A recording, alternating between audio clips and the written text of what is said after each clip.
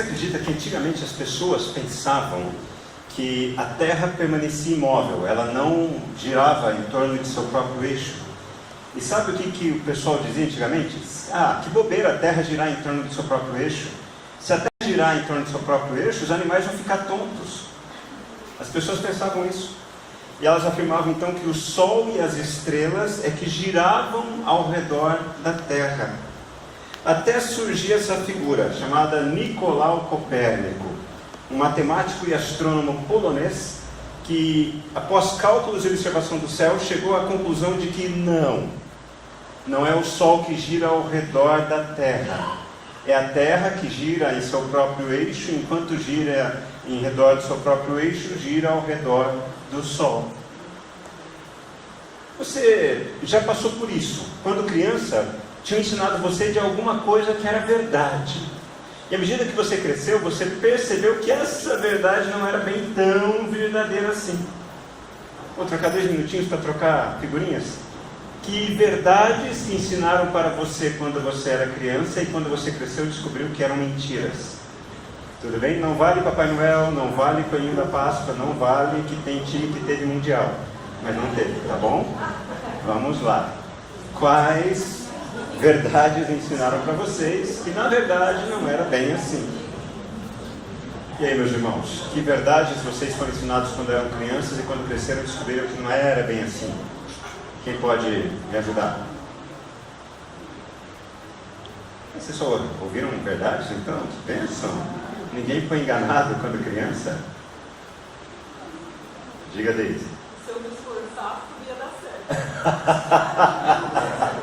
Ótima. Se você se esforçar, vai dar tudo certo. É verdade, é verdade. Às vezes a gente se esforça e não dá bem certo, né? Que mais? Mais uma, pelo menos. Manga com leite morre. Isso aí a gente vê quando é criança. Débora? Exato. Essa também eu vi. Se você fizer careta e tomar um vento, fica com a cara da careta para sempre.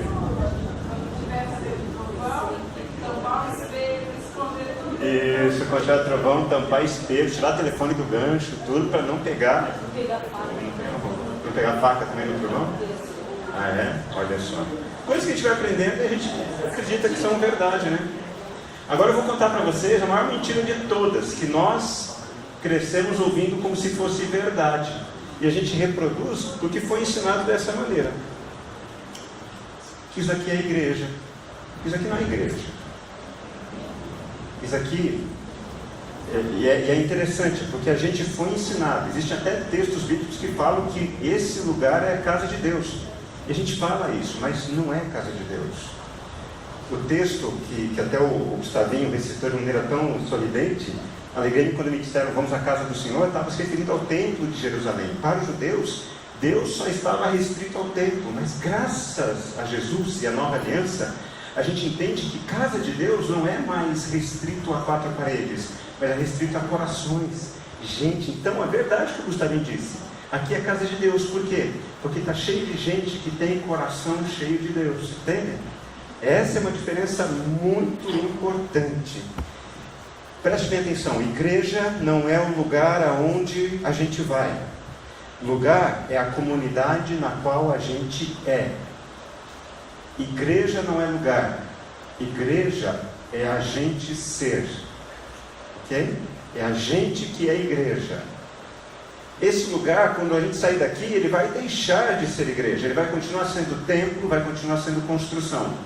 E a gente saindo daqui, todo mundo vai lá na casa da Edinalva, que ela vai fazer pizza pra gente. Quando estiver todo mundo reunido lá, lá será a igreja. Porque nós estaremos reunidos lá, entendem isso? Vê Edinalva, que bênção. Onde estiverem, quantos estará Jesus em nosso meio? 2 ou 3. 2 pessoas que estão com o mesmo propósito, o mesmo objetivo de estarem ao redor do Cordeiro, estarão sendo igreja.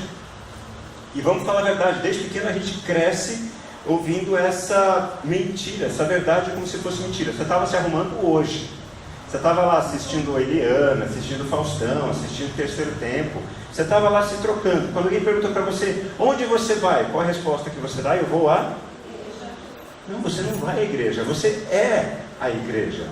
Você vai ao templo, você vai se reunir com os outros irmãos, mas você é a igreja. Entendem isso? É porque a gente confunde. De um lado nós temos a organização humana, a igreja, a denominação Igreja Presbiteriana Independente de Mogi das Cruzes. Isso é o nome civil.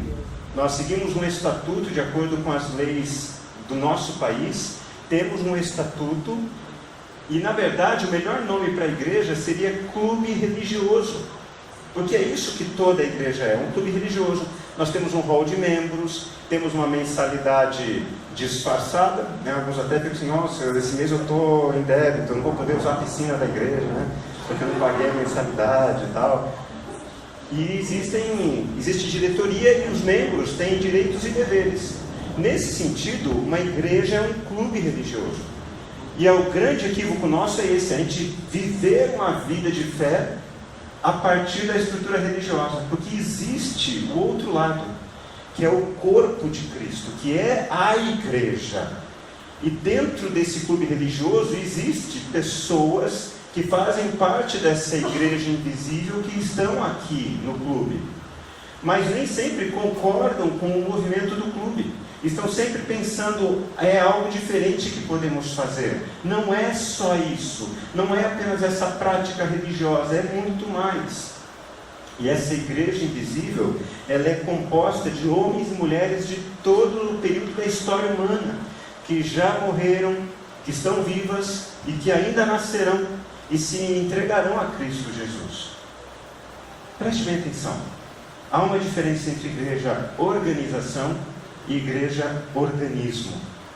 O organismo é algo vivo, algo que multiplica-se por si, de acordo com leis que Deus estabeleceu em nosso mundo. Organização é uma estrutura humana, necessária muitas vezes, porque é a partir da organização que a gente vai compreendendo, por exemplo, isso.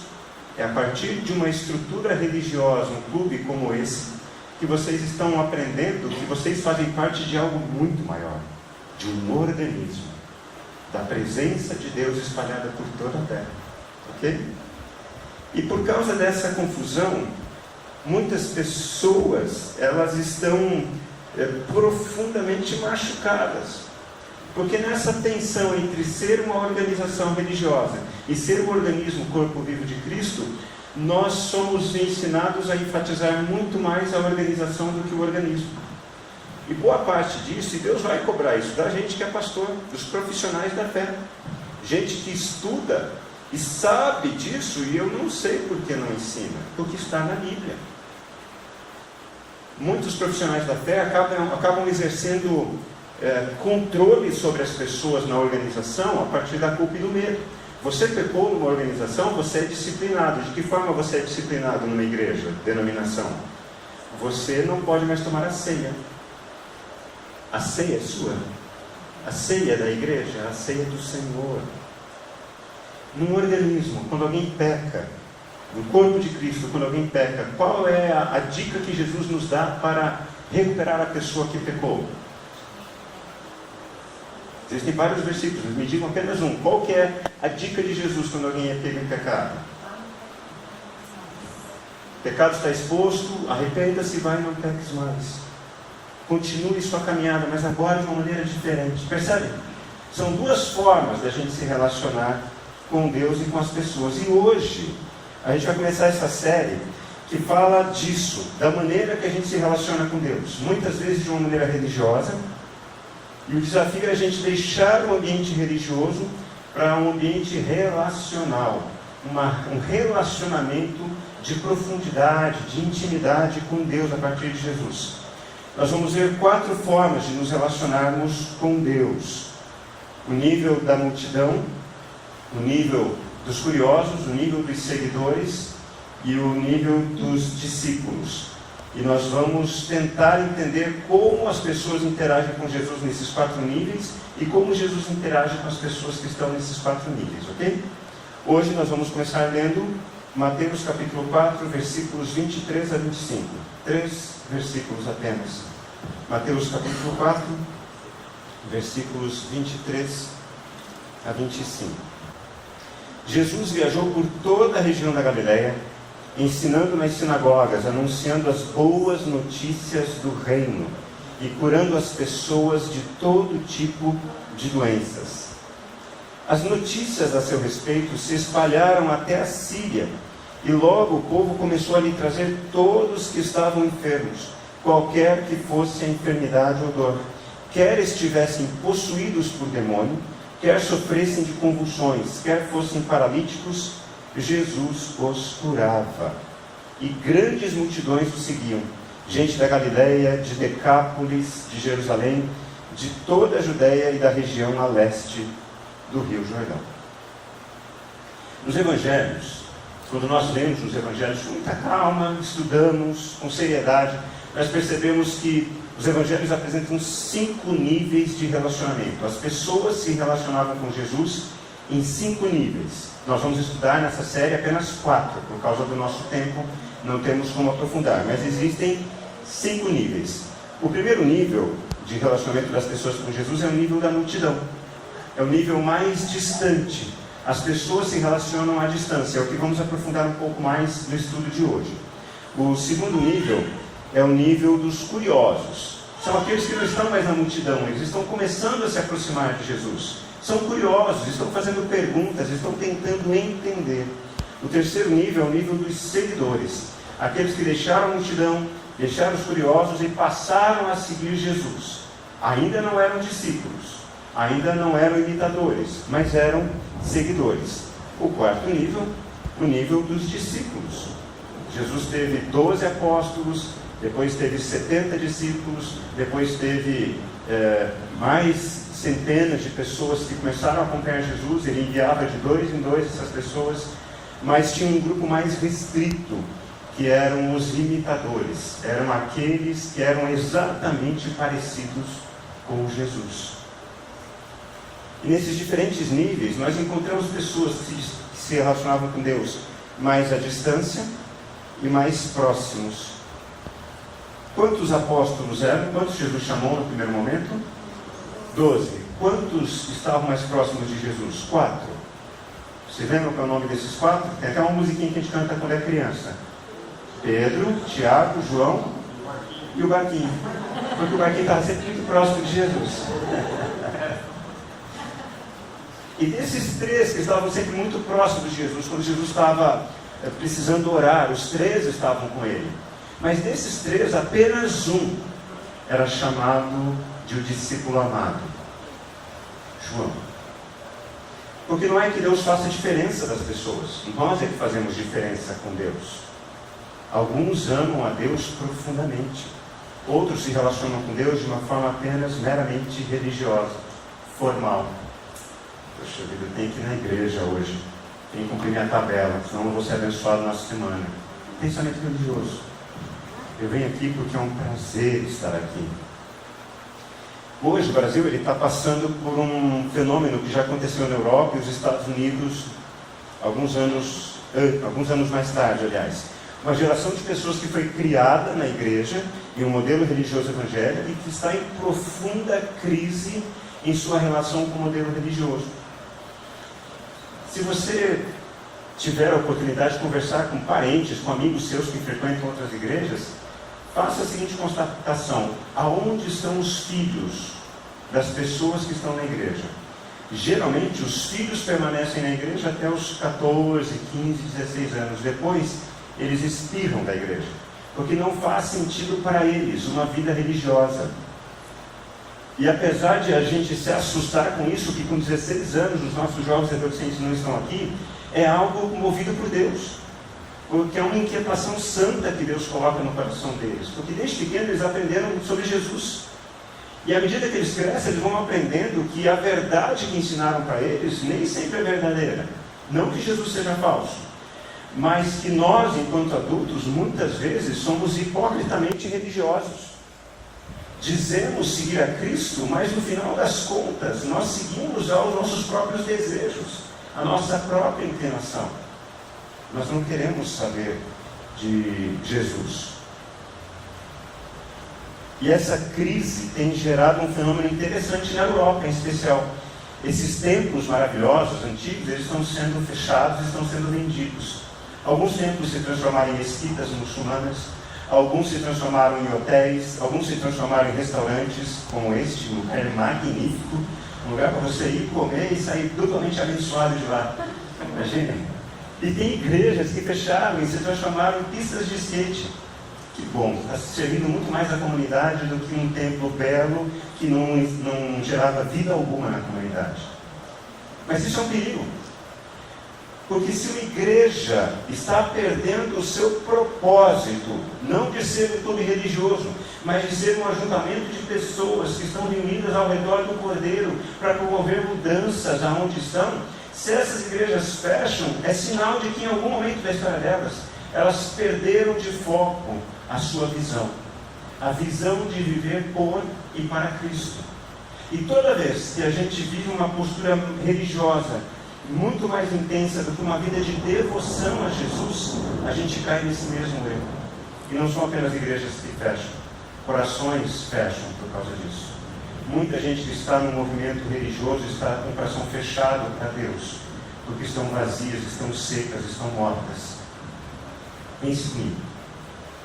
Se terminando essa nossa celebração, a gente falar o seguinte: olha, a partir desse domingo não tem mais trabalho com as nossas crianças, não tem mais música, não tem mais pregação, mas a gente vem aqui todo domingo para estar junto apenas. Seria um choque para muita gente.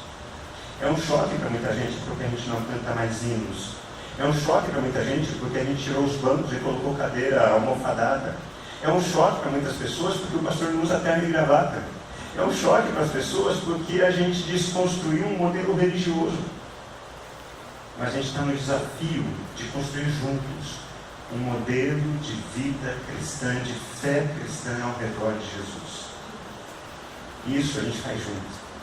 A gente não faz com um ou outro. E por causa dessa formação religiosa tão terrena, nós começamos a nos perguntar assim: eu sou obrigado a dar dízimos? Olha a pergunta que a pessoa faz. Eu sou obrigado a pagar a minha mensalidade? Porque não é questão de obrigação, é questão de gratidão, caramba. Eu sou obrigado a ajudar os necessitados? Não é questão de obrigação, é questão de fé. Se você diz que crê, você tem que ajudar. É simples, é fruto. Eu sou obrigado a respeitar quem não me respeita? Eu sou obrigado a perdoar? Como eu ouço gente antiga de igreja fazendo isso, mas pastor, eu tenho que perdoar mesmo que as pessoas me ofendam? Você está em que mundo você está, meu querido? Você está no mundo religioso ainda? Se você está no mundo religioso, a resposta é não, você não precisa perdoar. Continua a sua vida desgraçada e vai para o inferno a passos largos. Agora, se você está no mundo de Deus, debaixo da autoridade de Jesus, confesse para Ele, diga o quanto isso é difícil para você, reconheça e fale: eu não consigo, mas eu quero. Eu preciso amar, eu sou obrigado a amar. Perceba, a pergunta correta de alguém que está na dimensão do relacionamento com Jesus é outra. A pergunta que deveríamos fazer é essa: já que em Cristo estou reconciliado com Deus, por que eu deixaria de dar dízimo? Por que eu deixaria de ajudar os necessitados? Por que eu deixaria de alimentar os famintos? Por que eu não me envolveria com a minha comunidade de fé? Por que eu não ajudaria essa comunidade a fazer uma diferença profunda no mundo? Essa é a pergunta que você tem que fazer a você mesmo. A não ser que você ainda esteja num ambiente religioso. E aí, ok?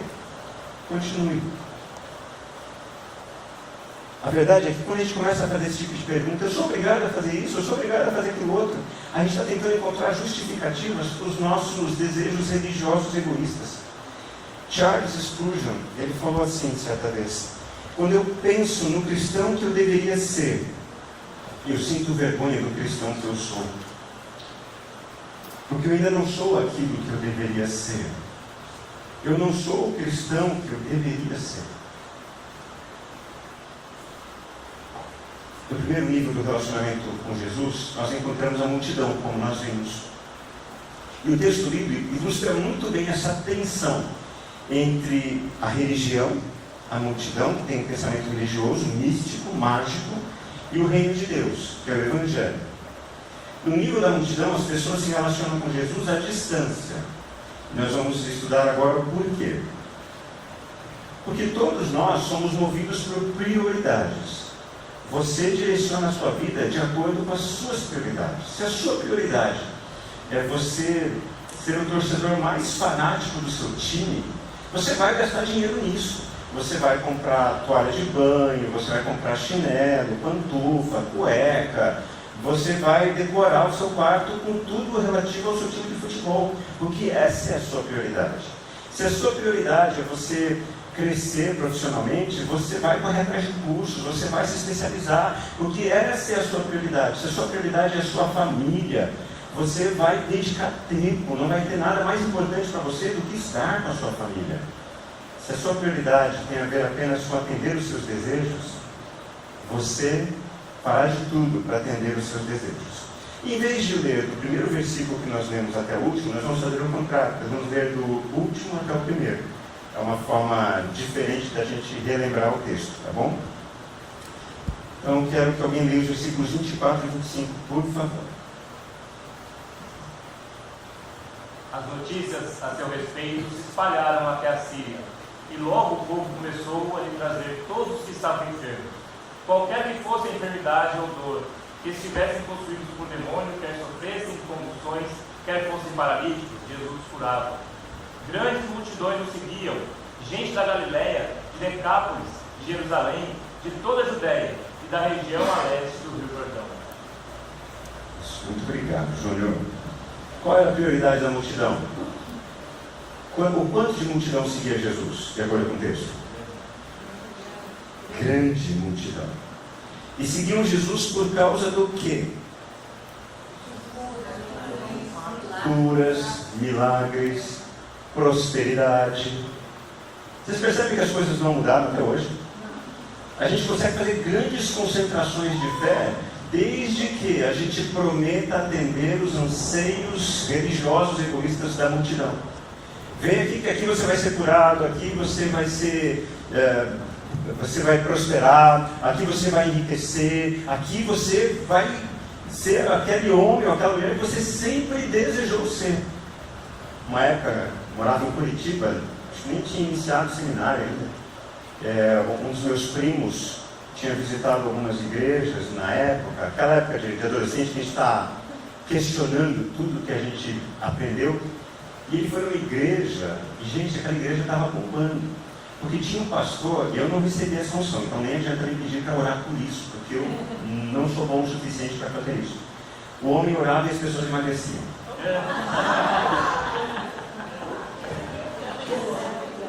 É verdade, é unção do emagrecimento.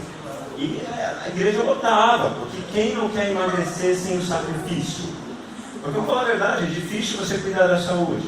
É mais gostoso comer porcaria, é gostoso, não adianta comer bacon, né, açúcar, olha lá, que a gente aqui já vai fazer bacon hoje no jantar. Mas é isso, eu quero alguém que resolva os meus problemas. A nossa relação com Deus, quando ela é religiosa, é uma relação simplesmente de interesse. Eu vou atrás de Jesus para Ele resolver os meus problemas. Preste atenção, você que foi criado numa igreja, chega um momento da tua vida adulta que você se afasta.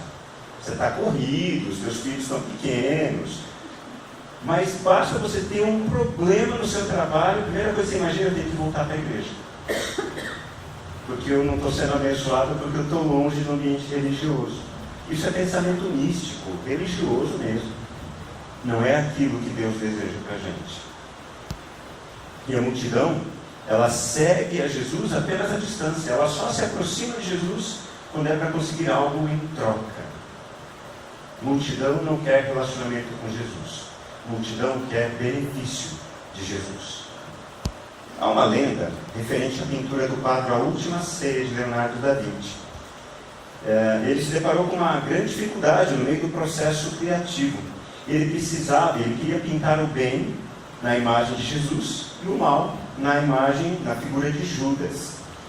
E em função disso, foram os dois espaços da tela que estavam em branco há mais tempo. Ele estava tentando encontrar um modelo, um ser humano que pudesse representar muito bem toda a bondade de Jesus e um ser humano que representasse muito bem toda a maldade de Judas. Certo dia, enquanto ele assistia um coral cantando num dos cultos da igreja, ele percebeu a imagem de um dos cantores, uma imagem perfeita, uma imagem que simbolizava doçura, parecia ser muito bondoso. Então ele convidou esse cantor, esse coralista, para participar com ele, para ele poder retratar a imagem de Jesus. O coralista aceitou tal, ele começou a desenhar a parte de Jesus na tela da última ceia e ficou do jeito que ele realmente pensava que ficaria. Ele agradeceu o coralista e foi atrás de alguém para retratar Judas, e ele não encontrava. E foram se passando as semanas, os meses, passaram-se 3 anos. O abade encostou Da Vinci na parede e falou: eu preciso que você entregue a tela está incompleta e eu contratei você para isso. E ele, desesperado, colocou seus funcionários para tentar encontrar a imagem, aquele ser humano que pudesse representar muito bem a impiedade. Enquanto ele estava com seus funcionários na rua tentando encontrar esse ser, ele se depara com a figura de um jovem muito envelhecido, um jovem bêbado, maltrapilho, esfarrapado. E ele falou: é isso. Ele é jovem, mas parece velho, ele está acabado, ele perdeu o vigor da juventude, ele perdeu o prazer da vida. Ele vai retratar Judas. E o jovem, meio sóbrio, meio bêbado, vai até o ateliê de Da Vinci. Da Vinci então aproveita os traços do rapaz, começa a pintar. Quando está quase terminando, o rapaz acorda do último pileque que ele tomara, e quando ele se aproxima da tela, ele aponta para a tela e fala assim: eu conheço esse quadro. A gente ficou quieto e o bêbado continua falando: 3 anos atrás me mostraram esse quadro, me chamaram para vir aqui para pintar Jesus. Passaram-se 3 anos e esse jovem tinha perdido tudo que tinha, estava na sarjeta. Porque quando deixamos de nos parecer com Jesus, nós nos parecemos apenas com bêbados, à procura da próxima novidade religiosa.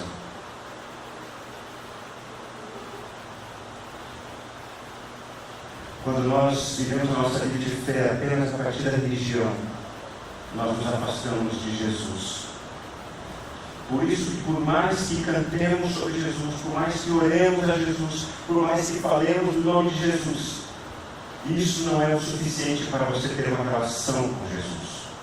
Naquele dia, diante do trono, muitos dirão a Jesus, de acordo com os evangelhos: Mestre, em teu nome nós realizamos milagres, em teu nome curamos, em teu nome expulsamos demônios. E qual será a resposta de Jesus? Eu não conheço vocês. Porque o problema não é o que você faz para Jesus, o problema é quem você é diante de Jesus. Qual é a sua relação com Jesus? Qual é o grau de intimidade seu com Jesus? A forma como nos relacionamos com Jesus determina também a maneira como nos relacionamos com o corpo de Cristo. Olha que interessante. Porque quando Jesus esteve nessa terra, ele tinha um corpo físico, e esse corpo físico interagia com as pessoas. Ele morreu, ressuscitou, mas o seu corpo permaneceu aqui. Onde está? Em que local está o corpo de Cristo depois da ressurreição dele? Só olhar para o seu lado, olha agora, você vai ver o Jesus agora em nosso meio aqui. Aqui é o corpo de Cristo. Então a maneira como você se relaciona com Jesus é a mesma forma que você se relaciona com o corpo. Se você procura Jesus apenas para socorrer você em alguma necessidade sua, é assim que você vai interagir com o corpo de Cristo. Bom, deixa eu ir para a igreja, vou pedir para alguém orar comigo porque eu estou passando uma necessidade. Ou deixa eu ir para a igreja porque eu preciso que a igreja cuide do meu filho. Você sabia que no momento que nós oramos para os nossos filhos e eles vão para o trabalho deles, eles não vão aqui para que possa ficar em silêncio para vocês ouvirem a palavra. Eles vão lá para cultuar a Deus, para ser fortalecido tudo aquilo que você já tem ensinado sobre Jesus na sua casa. Agora, se você não tem ensinado nada sobre Jesus na sua casa, e você está esperando que a igreja faça isso, você está lascado. Porque educação quem dá para filho é pai e mãe. Igreja ajuda, mas não dá. Entende isso? Eu espero que nessa noite você deixe de viver de maneira religiosa com Jesus, que você saia da multidão, que você pelo menos se enxergue no que você tem sido multidão. Porque a multidão sempre se aproxima de Jesus com duas caras, sempre com interesse, sempre querendo algo em troca. Quantos de nós já não fizemos isso, gente? Eu já fiz isso, porque eu fui ensinado dessa maneira religiosa. Deus, se o Senhor me abençoar e eu conseguir aquilo lá que eu estou querendo, em troca eu vou fazer isso, em troca eu vou trabalhar nisso, em troca eu vou fazer isso para a igreja. Sabe qual é o nome disso? Propina, corrupção, Odebrecht, Lava Jato. Você pode não estar no Serasa do céu, mas você pode estar na CPI da Lava Jato do céu. Entende? Não tem como a gente negociar com Deus. Ele não precisa de nada que você faça. Porque Deus não é religioso. Tudo que Deus quer é que você se relacione com Ele de maneira íntima, de maneira sobrenatural. E aí o versículo 23 vai nos dizer qual é o contraponto à visão religiosa. Quem pode ler para a gente, por favor? Jesus viajou por toda a região da Galileia, ensinando nas sinagogas, anunciando as boas notícias do reino e curando as pessoas de todo tipo de doenças. Isso, muito obrigado. Presta atenção, qual que era a prioridade da multidão? A multidão seguia Jesus por causa do quê? Das curas. Jesus tinha 3 prioridades. Quais eram as 3 prioridades de Jesus? Ensinar, anunciar e curar. E na narrativa bíblica é muito interessante. Toda vez que você tem o mesmo elemento, que aqui são ações de Jesus, são 3 ações. A primeira sempre é mais importante do que a última. Curar era mais importante para Jesus? Não. Ele curava, mas não era mais importante para ele. Ele não curou todas as pessoas. Assim como até hoje ele não cura todas as pessoas. Muitas pessoas morrem de câncer, de problemas de saúde, de acidentes. Jesus não cura todas as pessoas. Porque o que é mais importante para Jesus? O que ele ensina. A ordem que Jesus dá no final do Evangelho de Mateus, de fazer discípulos, envolve o quê? Ensine essas pessoas a guardar tudo que eu ensinei vocês. O mais importante para Jesus é o ensino, é o envolvimento. Aprenda com Jesus. De um lado, então, a multidão só quer a cura. A multidão só procura uma igreja, só se relaciona com Jesus e com a igreja para conseguir alguma coisa, algum benefício. Agora, quem está se relacionando com Jesus, se relaciona com Jesus para aprender com Ele. Por que vocês acham que a gente cria grupo pequeno? Para inventar moda, só pode ser, né? Por que a gente tem escola bíblica dominical de manhã? Porque a gente quer atrapalhar o seu sono. Essa é a nossa estratégia. A gente quer contribuir, a gente quer ajudar você a entender tudo aquilo que Jesus ensinou para você colocar em prática na sua vida. Para você desfrutar de uma relação profunda com Jesus. É por isso. É só por isso. O que Jesus anunciava e ensinava? Tinha a ver com o quê? Está ali no texto. Com o reino de Deus. E essa é uma das nossas principais conclusões acerca de movimento religioso. A gente acha que igreja é reino. É interessante. Entendo que eu não estou criticando o comentário que eu vou fazer, não é uma crítica à igreja católica. Não é. Porque nós, aqueles que se consideram evangélicos, caem no mesmo erro. Mas o grande santuário da igreja católica no nosso país está onde? Aparecida. Como que ela é chamada? Tem um nome, não é igreja, não é templo, que é basílica. Basílica. Nós temos as nossas basílicas também, dos evangélicos, os grandes templos. Basílica, esse nome vem do grego basileia. Basileia é o quê? Reino. Nós confundimos reino de Deus com igreja. Nós confundimos reino de Deus com denominações eclesiásticas. Reino de Deus não é isso daqui. A igreja, corpo de Cristo, existe para sinalizar o reino, mas a igreja não é o reino. A igreja é um agente do reino. George Eldon Ladd, um dos maiores estudiosos da Bíblia, teólogo de Bíblia, ele escreveu assim: Jesus anunciava a vinda do reino, mas em seu lugar surgiram as igrejas. Isso foi um processo histórico que não temos tempo de abranger aqui, mas eu quero que você entenda isso. Todo o movimento organizado ao redor de uma estrutura religiosa cai no erro de se colocar no lugar do reino de Deus. Igreja não é reino de Deus. Se o corpo de Cristo é importante, por que a gente se reúne debaixo de uma placa? Porque como o corpo de Cristo não tem associação civil, a gente precisa desfrutar de tudo aquilo que a gente pode e deve para se reunir. Para poder ter esse lugar, a gente precisava de um nome jurídico, precisava de um CNPJ, para poder receber a doação do terreno, para poder construir o templo, precisávamos pagar, precisamos ter conta no banco para poder pagar, precisamos ter conta no banco para poder pagar a conta de luz, para poder acionar a conta de luz aqui, tem que ser o mesmo nome jurídico dessa igreja, vocês entendem? Igreja, enquanto estrutura, é apenas instrumento para o corpo de Cristo. Não pode ser superior ao corpo de Cristo, não pode. É uma ferramenta importante, mas é apenas ferramenta. Se a igreja quer essa comunidade de gente ao redor de Cristo, que se reúne numa organização civil, jurídica, ela serve para sinalizar o reino de Deus, o que então é esse reino de Deus? O reino de Deus fala de um rei. E aí é muito interessante. Eu vou apenas pincelar, porque a gente aprofunda na escola dominical. Então você vai ficar curioso de aprender isso na escola dominical, quando a gente estudar. Igreja vem do grego eclésia, que é a junção de duas palavras no grego: ek, que sai de dentro para fora, e clésia, eclesia, que vem do verbo kalel, chamar. Aqueles que são chamados para fora. Só que olha que engraçado, gente. Quando Jesus diz lá em Mateus 16, eu vou edificar a minha igreja, Jesus usa esse termo, eu vou edificar a minha eclésia. Só que eclésia já existia na época de Jesus. E não era religião. Eclésia era uma estrutura do imperador romano.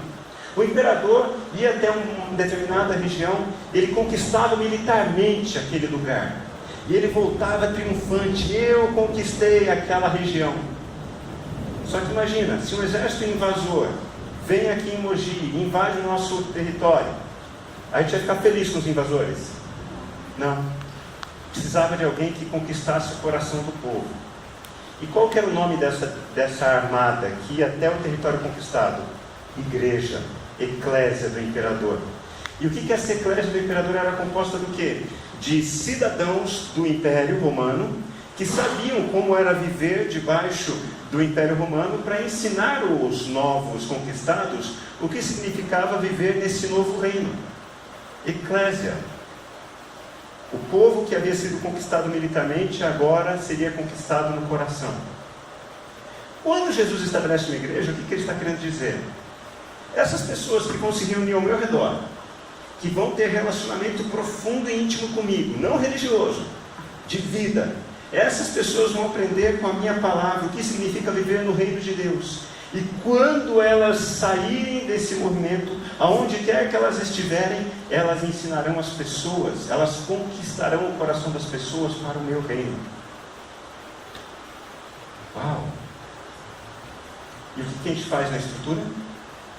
A gente dá dinheiro para a gente sair do nosso país, para ir para outro país, para ser missionário, para fazer isso. Uma tarefa que era nossa. A gente contrata um pastor para ele ensinar como a gente deve viver no reino. Uma tarefa que a gente já deveria ter aprendido há muito tempo. Vocês entendem isso? Porque igreja não é o lugar onde a gente vai, mas é uma comunidade na qual a gente é. E se reino de Deus tem a ver com isso, pessoas que vivem debaixo da autoridade de Cristo para fazer a vontade de Deus, por isso que eu estou batendo tanto nessa tecla nesses últimos dias. Se Deus está unindo a gente aqui é para um propósito, lembrem, eleição é para uma missão. Eleição não é porque a gente é bom. Deus está nos elegendo para algo. Para quê?